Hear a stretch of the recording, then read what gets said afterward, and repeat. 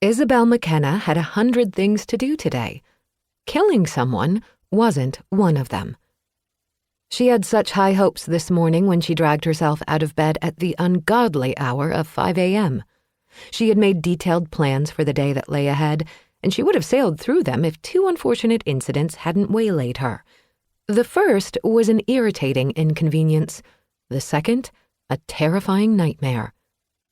Scheduled to take an early flight on a no-frills but super cheap airline to Boston, she arrived at the airport in plenty of time to go through security. She was dressed for comfort in a pair of snug jeans and a light pink t-shirt. Her long blonde hair was up in a ponytail, and she wore a Red Sox baseball cap her brother-in-law Dylan had given her. She checked her luggage, which was packed for a trip to Scotland the following week, and carried her backpack that held everything she would need for the next few days. It was so stuffed, she was pretty sure it weighed more than she did. The first time she attempted to swing it over her shoulder, she nearly did a backflip. Fortunately, once she was on the plane, another passenger helped her lift it into the overhead compartment. She had been assigned a window seat, and she planned to go to sleep as soon as the plane took off.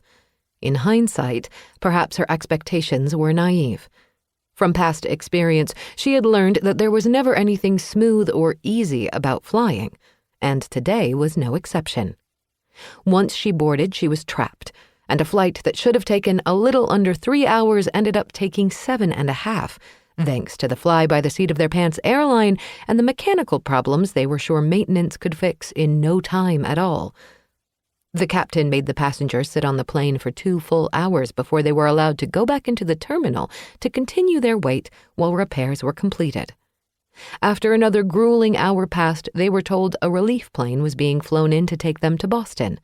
Apparently, the fix-it-in-no-time-at-all plane couldn't be fixed. It was a miserable flight. It began with Isabel plastered up against the window, while 2 overly friendly college students in the seats next to her took turns hitting on her. They seemed to be in some sort of competition to hold her attention and get her phone number. One was in his 7th year at a college in Arizona.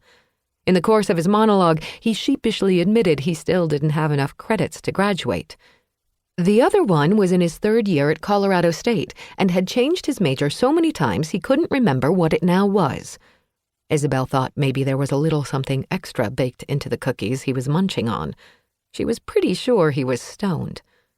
Being polite to the nonstop talkers took effort, for exhaustion was pressing down on her. And no wonder. She had gotten only 3 hours of sleep the night before, and the last several weeks had been brutal, with papers due and finals to study for, not to mention packing up almost everything she owned and shipping it back home to Silver Spring, South Carolina, leaving only some of her clothes and personal items. Finally, graduation. She had hoped both of her sisters would be there for the ceremony, but Kira, the older of the 2, was in the middle of a demanding medical residency and couldn't take time off from work to attend.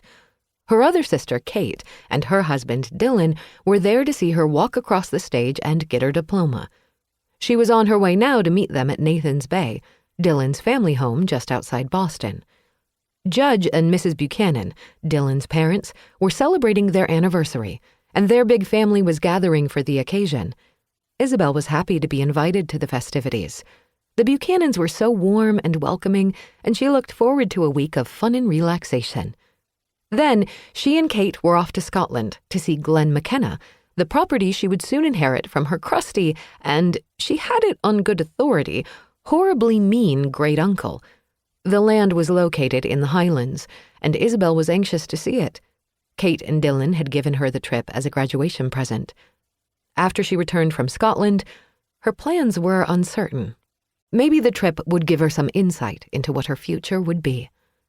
Once the plane was in flight to Boston and the incessant chattering of her seatmates had died down, Isabel rested her head against the porthole window. She was feeling horrible. She had thrown up, a couple of times, as a matter of fact, as soon as she had rolled out of bed, and now her head was pounding. She closed her eyes and tried to sleep, but the drummer banging away on the inside of her eyelids wouldn't let up. She had no one but herself to blame for her misery. She shouldn't have gotten hammered last night. It was unlike her to overindulge, and yet, if she was being completely honest, it had been totally worth her aches and pains today.